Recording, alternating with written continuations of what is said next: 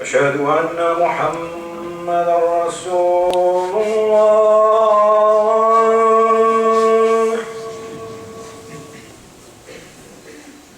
أشهد أن محمدا رسول الله.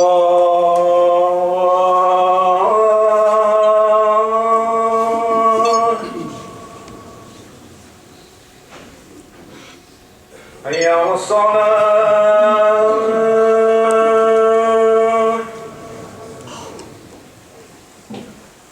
حي على الصلاة.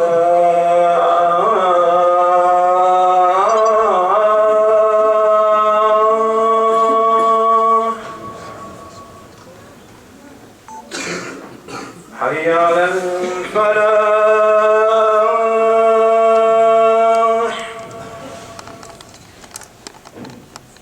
حي على الفلاح.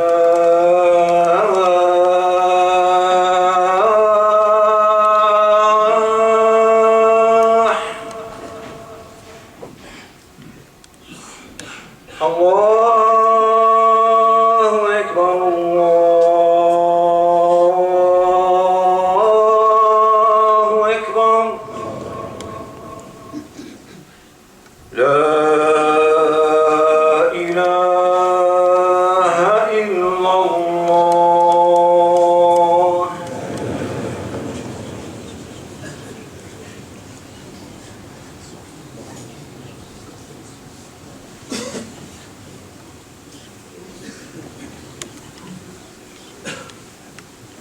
الحمد لله.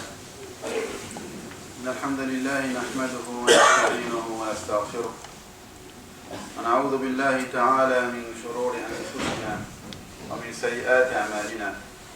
من يهده الله فهو المهتد ومن يضلل فلن تجد له وليا مرشدا. وأشهد أن لا إله إلا الله وحده لا شريك له وأشهد أن محمدا عبده ورسوله وصفيه من خلقه وخليله. اللهم صل وسلم وزد وبارك عليه وعلى آله وصحبه والتابعين إلى يوم الدين. أما بعد، أحبتي بالله، أوصي نفسي وأوصيكم بتقوى الله عز وجل. فقد قال سبحانه: يا أيها الذين آمنوا اتقوا الله ولتنظر نفس ما قدمت لغد واتقوا الله إن الله خبير بما تعملون. ولا تكونوا كالذين نسوا الله فأنساهم أنفسهم أولئك هم الفاسقون. لا يستوي أصحاب النار وأصحاب الجنة. أصحاب الجنة هم الفائزون. فاللهم اجعلنا منهم. فحياكم الله جميعا أحبتي في الله، وطبتم وطاب ممشاكم وتبوأتم من الجنة منزلا. والله أسأل مرة أخرى الذي جمعني وإياكم في هذا البيت مرة أخرى على طاعته أن يجمعنا في الآخرة في جنته ودار مكرماته ومستقر رحمته، إنه ولي ذلك والقادر عليه. ثم أما بعد، أحبتي في الله. Je vais rentrer directement dans le vif du sujet en français comme à mon habitude, pour essayer avec ce que les musulmans vivent sur cette terre. Il y a un mois de ceci, on s'est vu. On avait parlé de ce qui s'est passé il y a quelques semaines, ces tueries qui sont passées pas loin de chez vous. On a un petit peu clarifié la position de l'islam ainsi que, comme les savants le mettent en avant-plan. Et je me suis arrêté à la fin vers les injustices qui sont subies par les musulmans. Une infime partie qui fait ce qu'elle fait et la majeure partie qui paye pour eux. Et ça ne s'arrête pas avec le plus grand regret. Je ne suis pas de ceux, et je le dis très sincèrement, qui ne s'arrêteront que dans la condamnation dans un sens et pas dans l'autre. La vérité, elle se dira, quelle que soit la confession de l'autre qui est en face, qu'il soit musulman, qu'il soit non musulman. Parce que les choses s'empirent, et ça fait des années qu'on le répète, les choses ne se feront que s'empirer, alors que l'islam n'est pas une religion sélective de la justice. La justice et l'équité doivent être appliquées avec et envers tout le monde, quelle que soit sa confession, et ceci comme Allah nous l'a révélé du haut des 7 cieux. Alors, al-mu'minu kama ta'lamuna hibbati fillah mubtala. Bismillah ar-Rahman ar-Rahim. Alif Lam Mim. أحسب الناس أن يتركوا أن يقولوا آمنا وهم لا يفتنون ولقد فتنا الذين من قبلهم فليعلمن الله الذين صدقوا وليعلمن الكاذبين. Alif Lam Mim. Les gens pensent-ils dire, ou les gens pensent-ils qu'on va les laisser dire on croit sans qu'ils soient éprouvés? On a éprouvé ceux qui les ont précédés. Allah sait qui sont les menteurs et qui sont les véridiques et qui sont les menteurs. Allah le sait. Fil ibtila ya hibbati fillah. Vous savez l'ibtila dans la umma musulmane, l'épreuve que tu vis sur cette terre.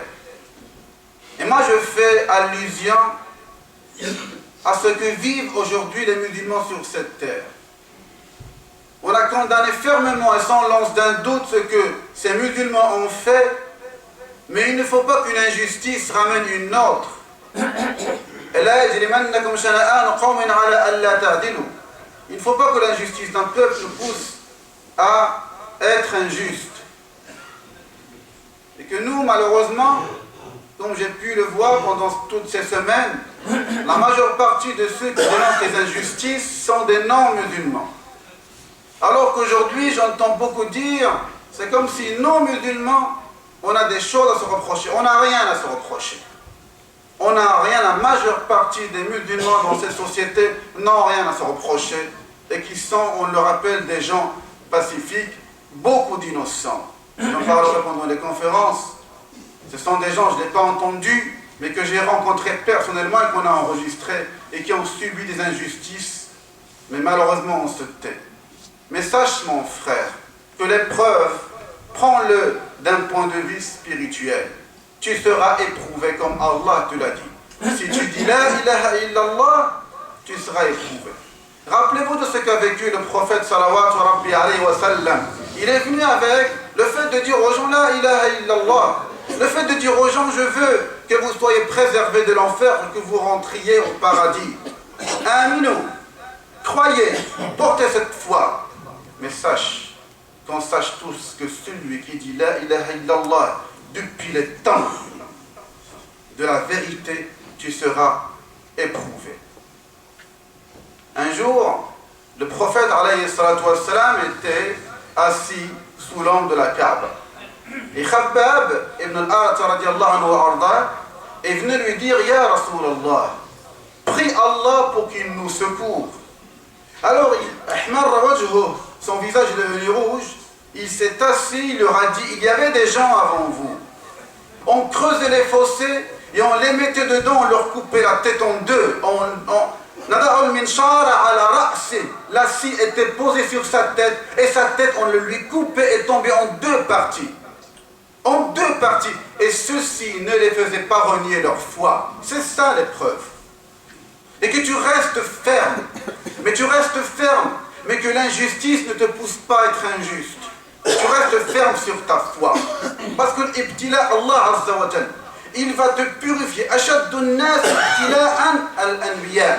Ceux qui sont les plus éprouvés sont qui sont les prophètes. Alayhi wa sallam. Thumma al-amthal fal-amthal. Et dans une autre version, was-salihun, les vertueux, les gens de bien, tu seras éprouvé. Penses-tu dire la ilaha illallah sans que tu sois éprouvé? Et c'est là, c'est en ce moment où tu vois les gens. Comment ils ont peur. Comment des fois, presque, ils veulent paraître non musulmans. L'épreuve est là. Sois ferme, ne la cherche pas. Comme a dit le prophète, mais sois ferme quand le fitna, quand l'ibtila arrive, sois ferme, tu es là, tu ne bouges pas. Alors rappelons-le, pour leur religion. Alhamdulillah, qu'on ne se fait pas, et même dans le hadith de Khabbab, il aurait dit, des gens leur coupent la tête en deux, Et on les peignait avec des peines de fer. On prenait des peines et on les scalpait. On leur enlevait la peau de la tête. Et ils restaient fermes. Alors aujourd'hui, une petite épreuve, pas comme celle-là qu'on est en train de narrer dans les hadiths, le fait bouger. Il le fait bouger. Tu sors dehors. On va te traiter de salarabe, de fondamentaliste, d'intégriste. Parce que malheureusement, beaucoup de citoyens ont l'esprit grégaire. Ils ne font que suivre ce que les journaux télévisés disent. Mais c'est à nous de participer ici, dire l'islam c'est ça. L'islam, ce n'est pas ce que vous entendez dire par la majeure partie des médias. L'islam, parce que nous, on ne le montre pas assez. Mais sois ferme. Sois ferme. Il est venu pendant 13 années à la Mecque. Ils étaient persécutés. Vous savez que la mère ainsi que le père radiallahu anhu de Yasser ont été tués devant lui radiallahu anhu wa arda. Ils ont été persécutés, massacrés. Le prophète salawat lui-même, il priait devant la Kaaba. Et Uqba ibn Abi Mu'ayt qui vient, qui le prend, qui le serre. Et Abu Bakr qui vient de l'anneau, qui le prend par son épaule et qui le repose et qui dit Ataqatuluna rajula ay yaqula rabbi Allah. Vous tuez un homme qui dit que mon Seigneur est Allah. Aujourd'hui on n'est pas arrivé à te tuer. Mais on veut te le faire. Wallah qu'aujourd'hui, comme je l'ai souvent répété, ce musulman en France qui a pris la place du juif, je ne fais que rapporter une phrase que le Griffe lui-même avait dit. Il y a quelques jours, il y a 2 jours, 3 jours dans mon bureau, j'enregistre un frère.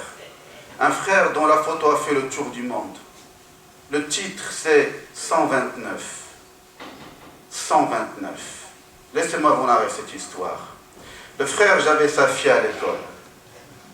Wallah, un frère que j'aime en Allah Azza wa Jal, et qui n'a rien à voir avec tout ceci.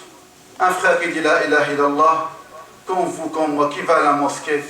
Il a 3 enfants qu'il éduque tout seul, sans la mère des enfants. On tape chez lui. On tape chez lui. Des policiers qui le prennent, qui le mettent à terre tout nu. Tout nu, on le menotte et des coups sur le visage, sur le torse. En disant, en criant 129, 129, je vais te tirer dessus. Alors moi, wallah, je le dénonce. Si ces musulmans ont fait une injustice, aujourd'hui je le dis au su et au vu, on commet des injustices envers les citoyens musulmans. Des gens tels que Badinter qui dénoncent ce que beaucoup font aux citoyens musulmans en France aujourd'hui. Pourquoi tu te tais? Et Wallah, qu'on le dénoncera jusqu'à notre mort. Qu'est-ce qu'on fait de mal? Tu allonges un musulman tout nu, je dis tout nu, sans caleçon. Sans caleçon. Et on te dit 129 morts, 129 morts, 129 morts. Il en est responsable lui? Voilà qu'il sabran. Sabran fait preuve de patience. Wallah, avec le sourire. Il me parle devant la caméra, Wallah, il sourit. Wallah, Mskin, il sourit et qu'il lui avait rempli son corps de traces devant ses propres enfants. Et j'en ai d'autres, le même, un autre frère, pareil, que je rencontre, que je filme, avec une flaque de sang chez lui à la maison. Mais ils ont peur. Ils ont peur. Am hasibtum an tadkhulul jannah ولما يأتكم مثل الذين خلوا من قبلكم مستهم البأساء والضراء وزلزلوا حتى يقول الرسول والذين آمنوا معه متى نصر الله متى نصر الله ألا إن نصر الله قريب والله فإن نصر الله قريب Am hasibtum an tadkhulul jannah. Mais pensez-vous, regardez ce que Allah nous dit dans Sourate Al-Baqarah. Pensez-vous que vous allez rentrer au paradis sans subir les épreuves de ceux qui vous ont précédés? Massathumul ba'sa wa ad-darra, plusieurs traductions. Maladie, calamité, rigueur, détresse, les épreuves que tu vas vivre, tu les vivras. Hatta yaqul ar-rasul lui-même alayhi salatu wassalam. والذين آمنوا معه ainsi que les compagnons qui étaient autour. Quand est-ce que la victoire d'Allah, le secours d'Allah va arriver? Ala inna nasr Allah. Comment? la victoire d'Allah est proche, vraiment proche. Le secours d'Allah est vraiment proche. Sabran. Sabran, parce que je vous le dis, Wallah, ils ont vécu pire que nous. Ne renie pas ta foi. Et l'épreuve, elle sera là. Qu'est-ce qu'a vécu Ibrahim, alayhi salatu wassalam? Qu'a vécu Nuh, alayhi salatu wassalam? Ibrahim qu'on a voulu brûler. Ibrahim, Allah lui demande d'égorger son fils. Ibrahim, alayhi salam, par rapport à sa femme, ainsi que ce roi injuste qu'il voulait utiliser. Et Youssouf, alayhi salatu wassalam, ses propres frères, le jettent dans le puits. Youssouf, alayhi salatu wassalam, qui a été jeté en prison pendant des années, il a été jeté. Et tous ces prophètes, ils sont restés fermes. As-Sahaba sont restés fermes devant cette épreuve-là. Tu ne peux pas bouger de ta foi. Tu ne peux pas. Je vois beaucoup de mes frères, j'avais dit il y a quelques semaines, beaucoup vont se cacher. Beaucoup voudront presque paraître moins musulmans. Moins je suis musulman, mieux je serai vu. Par qui? Par l'humain, certes. Mais ton Seigneur, comment tu seras vu par lui? Quand tu ne vas plus à la mosquée prier, quand tu ne veux plus qu'on te prenne en photo en cachette, qu'est-ce que tu fais? Tu n'as rien à te reprocher. Prie ton Seigneur. Prie. Wasbir ala ma yaqulun. Wahjurhum hajran jamila. Patiente.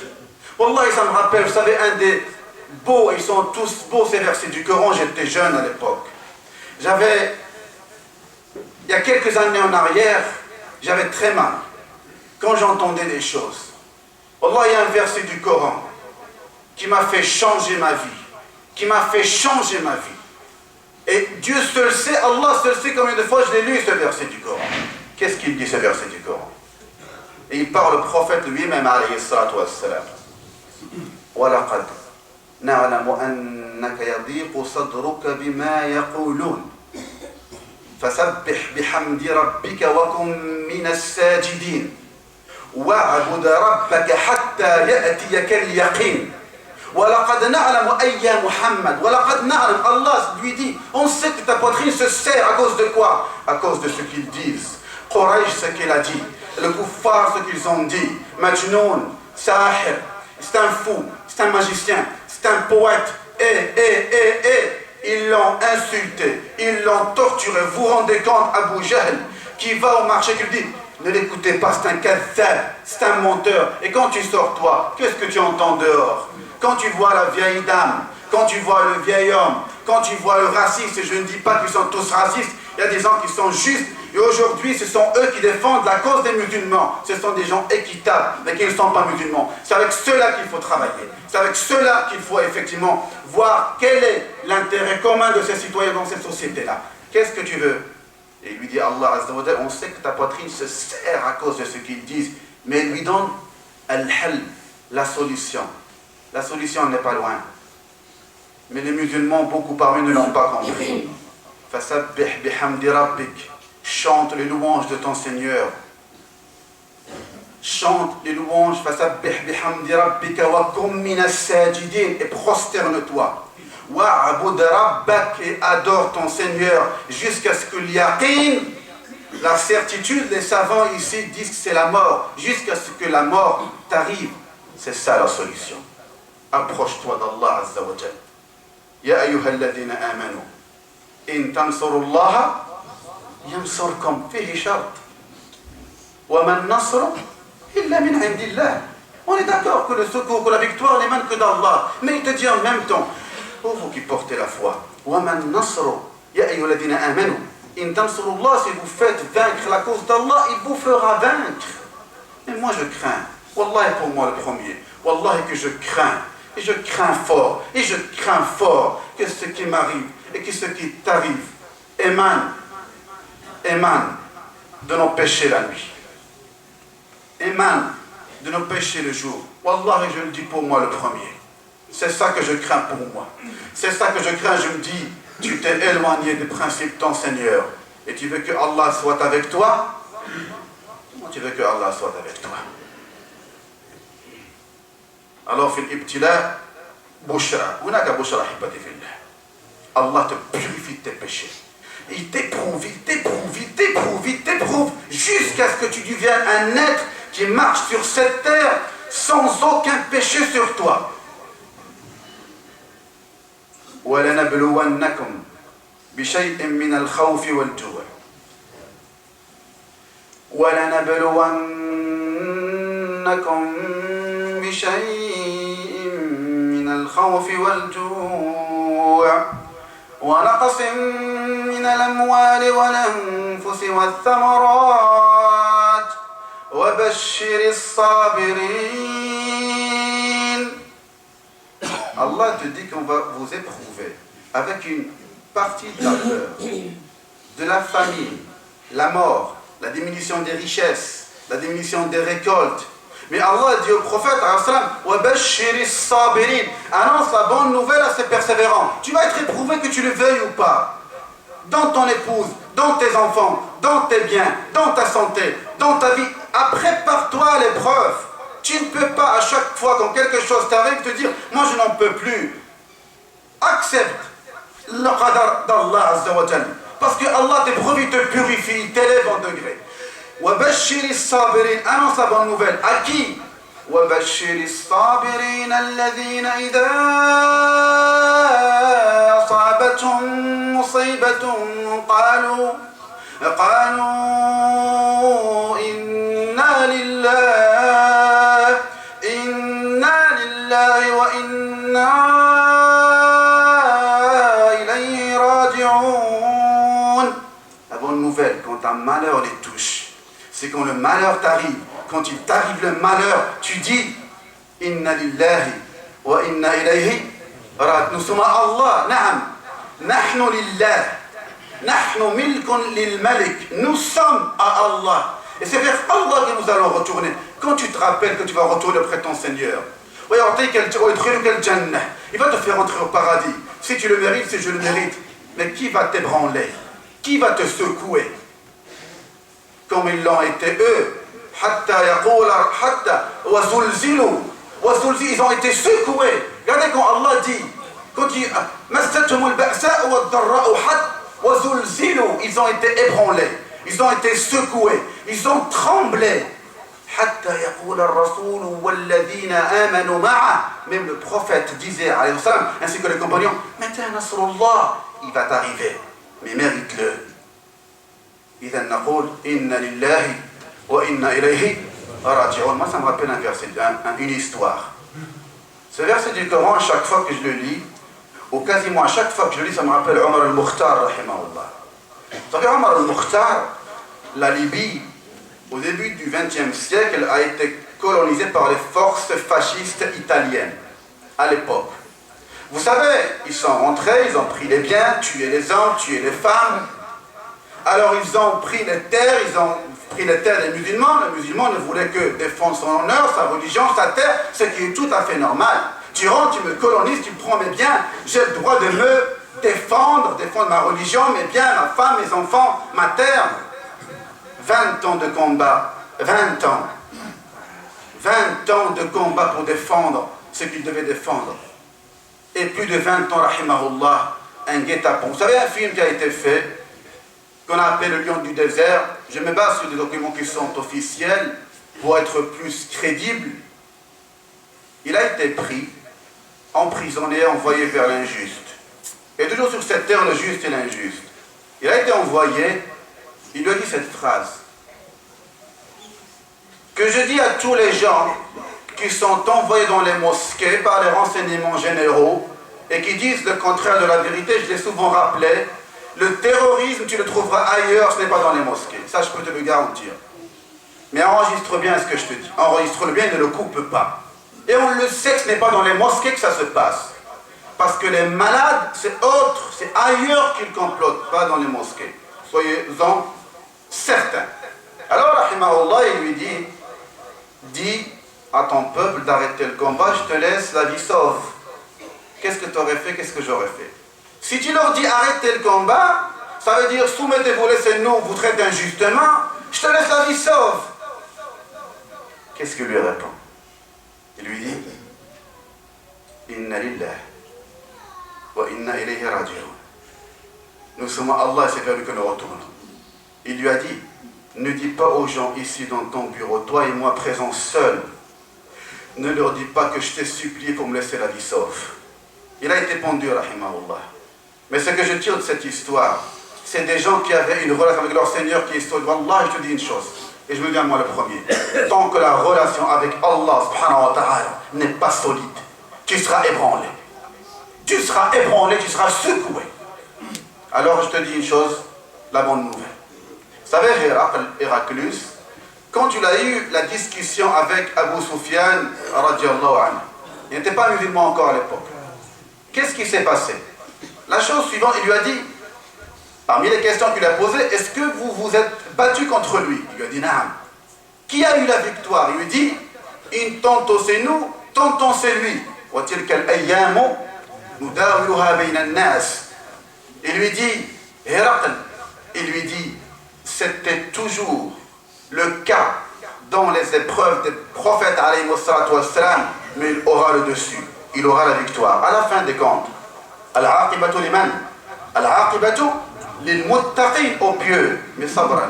Sabran avec la justice et l'équité. Je voulais finir dans le deuxième khutbah avec un hadith très beau pour que l'on tire, Inch'Allah, juste un enseignement rapidement. أقول قولي هذا وأستغفر الله المستغفر التواب الرحيم.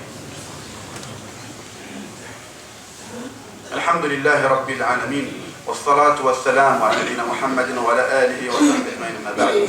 Comme c'est un jour férié, je m'excuse là de pour ce petit retard. Les frères m'avaient dit que moi j'avais carrément oublié que c'était un jour férié. Je n'ai plus là, des fois la notion du temps. Alors laissez-moi juste vous rappeler que ce que d'autres ont vécu dans l'épreuve, mais on ne médite pas le Coran. On ne médite pas assez. Afala yatadabbaruna al-Qur'an. Ne médite-t-il pas le Coran? Il faut qu'on le médite. Ahibati fillah. Il y a une belle sourate qui me plaît beaucoup. Suratul Buruj. Où Allah jure was-sama'i dhatil buruj. Il jure par le ciel aux constellations. Vous savez, cette sourate, disent les savants al-mufassirun, elle parle de ce qu'on appelle qutila ashab al-ukhdud was-sama'i dhatil buruj. واليوم الموعود وشاهد ومشهود قتل أصحاب الأخدود النار ذات الوقود إذ هم عليها قعود وهم على ما يفعلون بالمؤمنين شهود وما نقموا منهم إلا أن يؤمنوا بالله العزيز الحميد. والله qu'on le médite. Alors très rapidement, qu'est-ce que narre le hadith authentique apporté par Muslim rahimahullah? Il y avait un jeune homme, ce qu'on appelle un ghulam, un jeune homme qui a été choisi parce qu'il y avait un roi qui se prenait pour un dieu, comme Pharaon. Il avait un sorcier, le sorcier est devenu vieux, il lui a dit trouve-moi quelqu'un, je l'initie à la magie. Il a trouvé un jeune, et qu'est-ce qui s'est passé? Ce jeune-là a commencé à apprendre sihr avec ce magicien, qui est une chose haram, mais en même temps il a rencontré ce qu'on appelle un ermite sur son chemin qui lui apprend al-tawhid, il lui apprend. Alors il commence à apprendre al-haqq wa al-batil, il apprend les deux, le vrai et le faux. Pour résumer l'histoire, à un moment donné, il devait dire au sorcier que c'était sa famille qui le retenait et vice-versa par rapport à la famille.